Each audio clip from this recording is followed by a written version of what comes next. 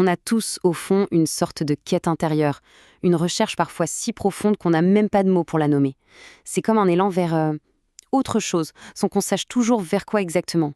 C'est ce voyage au cœur de soi, inspiré par les écrits de Mère, qu'on va explorer ensemble. Alors, pour décrire ce tout premier élan, Sri Aurobindo utilise une image vraiment saisissante, celle d'un enfant qui cherche sa mère dans le moire. Ce n'est pas une recherche réfléchie, c'est une impulsion pure, presque aveugle. Et c'est de cette métaphore que va partir toute notre exploration. Et là, tout de suite, ça soulève une question qui est en vrai paradoxe. Comment est-ce qu'on peut chercher quelque chose si on ignore ce que c'est? C'est ce mystère assez fascinant qu'on va essayer de démêler. Bon, il faut savoir que la plupart du temps, ce voyage, il commence sans même qu'on s'en rende compte. C'est ce qu'on appelle la phase de la quête inconsciente, notre état par défaut, en quelque sorte, où la recherche se fait en pilote automatique. Mère fait une observation qui est assez troublante en fait. On est souvent de parfaits étrangers à nous-mêmes. Nos pensées, nos désirs, nos émotions, tout ça nous traverse sans qu'on y prête vraiment attention.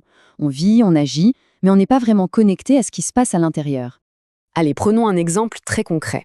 Imaginez que quelqu'un demande à l'improviste, à n'importe quel moment de la journée, « À quoi tu penses là, tout de suite ?» Ou alors une autre question peut-être encore plus fondamentale, qu'est-ce que tu veux vraiment? Quelle serait la réponse spontanée? Pour la plupart des gens, le résultat est assez déconcertant. Et voilà, c'est là que ça devient intéressant. Cette simple difficulté à répondre, ça montre à quel point on est déconnecté de notre intérieur.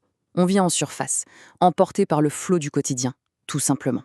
C'est à un point tel que, selon Mère, seule une toute petite minorité, à peine 1%, finit par se poser la question essentielle.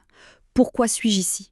L'immense majorité des gens traversent la vie sans même jamais formuler cette interrogation. Alors, qu'est-ce qui peut bien nous sortir de cette sorte de torpeur? Eh bien souvent, ce n'est pas le confort, loin de là. Le véritable déclencheur, il est en général beaucoup plus brutal. C'est la crise. Quand on est face à une douleur immense, une perte, une vraie tragédie, toute notre routine vole en éclats. La crise, elle nous force à nous arrêter, à regarder à l'intérieur et à chercher un sens au milieu de tout ce chaos. Ce tableau, il résume parfaitement ce contraste. D'un côté, il y a le quotidien qui nous maintient dans nos petites habitudes, et de l'autre, il y a la crise qui vient tout secouer et nous réveiller. C'est elle qui transforme une existence passive en une question urgente et active. Et c'est vraiment là que tout bascule. Après ce réveil, qui est souvent douloureux, un tout nouveau chemin s'ouvre, celui d'une recherche active, délibérée. L'existence passive devient une quête consciente. Mais au fait, qu'est-ce qui nous poussait à chercher, même sans le savoir? Mère donne un nom à cette force, c'est l'être psychique. C'est une sorte de présence au plus profond de nous, une étincelle qui, depuis toujours, était le moteur silencieux de notre quête. Une fois qu'on la découvre, elle devient notre boussole. La différence entre les deux est colossale. L'état qu'on considère normal, c'est de se laisser porter, de subir les choses.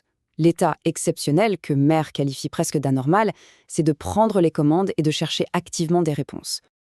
Alors, comment on passe de l'un à l'autre? On peut décomposer ça en 3 grands temps. Tout part d'une question, posée sincèrement. Ensuite, ça déclenche une recherche active et intentionnelle. Et le but ultime, c'est de se connecter avec cet être profond, avec son âme. Mais attention, s'engager sur cette voie, ce n'est pas juste un effort. C'est aussi la promesse de transformations vraiment profondes, d'expériences qui peuvent changer radicalement notre regard sur la vie.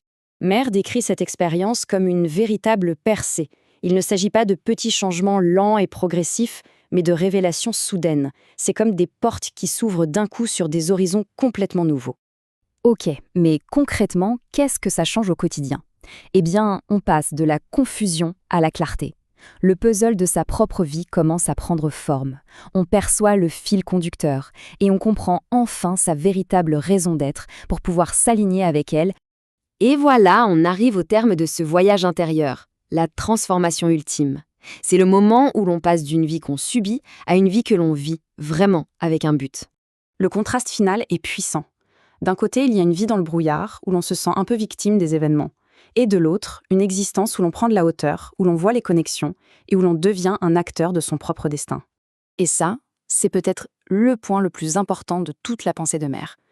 Avant cette prise de conscience, on existe, on survit peut-être, mais ce n'est qu'en s'engageant sur ce chemin qu'on commence vraiment à vivre.